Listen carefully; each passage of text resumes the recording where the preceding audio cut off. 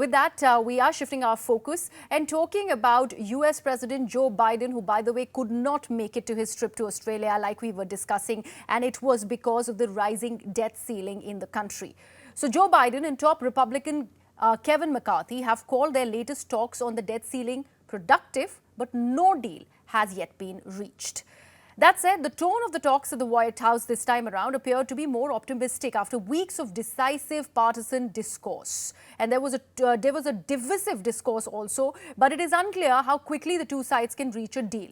Now, Speaker of the House of Reps has said that despite the ordeal, he shall be meeting the Democratic president every day till a way ahead can be found under the current circumstances. Now, the federal government presently has a $31.4 trillion debt ceiling, and a resolution to raise this has to be passed by both the chambers of the Congress before President Biden can give his approval on the same. Now, remember, the debt ceiling is spending limit that's set by the Congress, which determines how much money the government can borrow. And failure to raise it beyond the certain cap of roughly $31.4 trillion by June could result in the US defaulting on its debt. And that would mean that the government could not borrow any more money or pay all of its bills. It would also threaten to wreak havoc on the global economy, affecting prices and also mortgage rates in other countries. So we just came back from the White House. I thought the meeting was productive. I thought it was more productive than the other meetings we've had, but we still have differences. We left the meeting with directing the members and the staff to get back together, work through the night, knowing where some of our differences lie, see if there's other ideas of where we could work through. But I've been very clear ever since February 1st. I mean, here we are, June 1st being the deadline. This is not how government should work. This is not how the Republicans want it to work. We're going to let the teams work tonight, see if we could get progress, but we didn't. Productive, but not progress.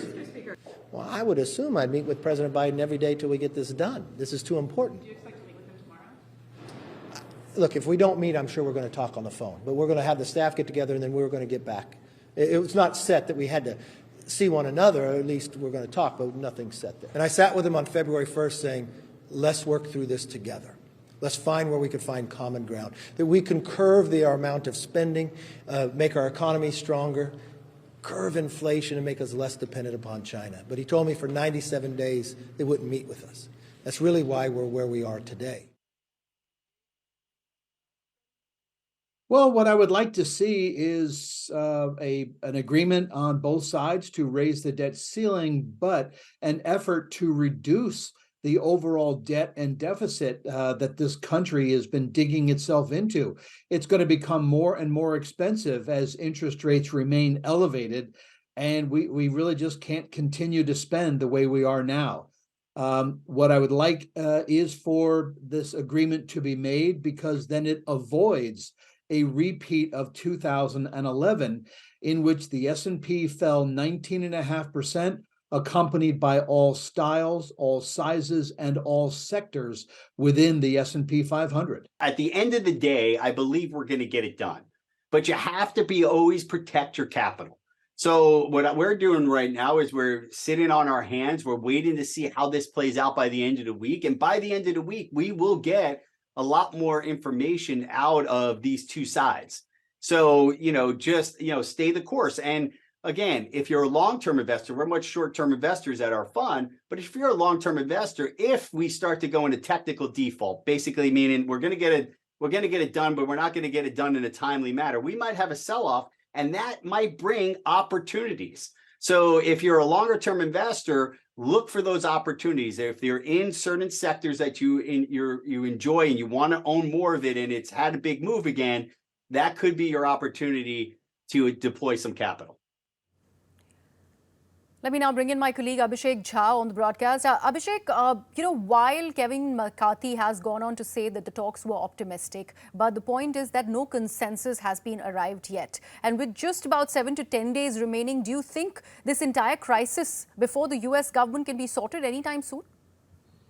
You see, there are like 2-3 aspects of this whole crisis. First, it is a crisis economically, largely, but there are political angle to it also. Of course, the Republicans, they are also trying to bargain with the government, because At the end of the day, as one of our experts was also saying that they are going to get this deal done. But the point is that how much will the government seize to the opposition at this point of time? Because even the Republicans would not like the U.S. to go to a default, which will have subsequently a chaotic economic scenario in U.S. where the interest rates will go up. U.S. will default its expenditure on social benefits or strategic security, defense, or for that matter, it will have a cascading effect on entire global economic change. So this is something that U.S.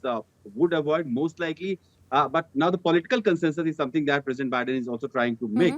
He has a congressional majority as well, but that is very marginal majority that he has, and Yes. he doesn't want to go through that congressional act to raise the debt ceiling, which is already looming at $30 trillion right now, and it's adding $1 trillion every year. So in the last 10 years, at least, it has added up almost like $10 trillion, and this is like almost 1 trillion and $1.5 trillion is the gap which is still left with the USA economy right now, and the government wants to raise that debt ceiling so that for a temporary role, at least US will have an economy that can function well, and the steps to bring down the overall debt scenario to the overall income in the US in terms of tax, more taxes or lower interest rates or whatever ways it will have. Those can be applied later on and in a graded manner. But right now, the priority of the government is to bring down to bring the consensus among its Yes. political opponents so that the debt ceiling can be increased, and that could be the only way effective in the 1 week that government can achieve. The rest of the ways to bring down the overall debt scenario, debt ratio is something that will have months work ahead, and the government will work on that. So probably the opposition in USA is trying to get assurances from the government as to what are the steps that Joe Biden's government is having in order to bring down the overall debt in USA Yes. without having much of its implication on the cost of living for every single citizen in the USA.